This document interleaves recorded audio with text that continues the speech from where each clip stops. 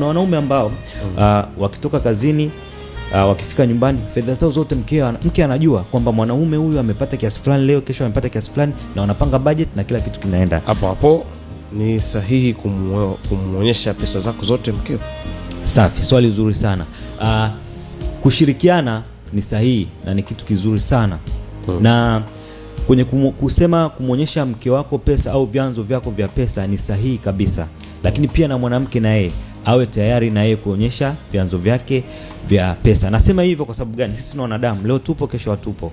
Unaona? Kwa hiyo hata kama ukificha leo una visa katika mabenki kadhaa tofauti nchini ambazo zipo umewekeza kule, leo kama hupo mkeo hajui chochote, maana yake umepoteza billions of money kwenye mabenki makubwa kule. Na hata wakija kufuatilia ni ngumu sana kuweza kujua. Lakini kama mnashirikiana kwa pamoja, kila kitu kinakwenda vizuri. Na hii iko hivi, kama mwanamke katika ndoa ana shughuli zake za kufanya na anapambana, huyo mwanamke na kuhakikishia kwa Mwenyezi Mungu hana muda na pesa ya mume wake.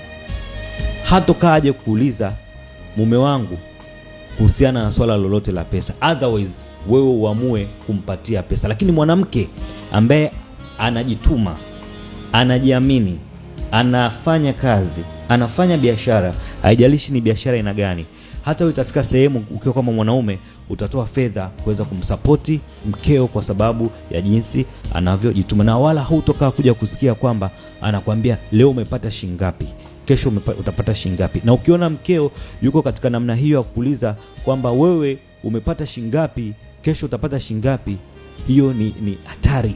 Hilo ni tatizo. Maana yake wewe mwanamke wako hana cha kufanya, anaangalia pesa ya mume wake.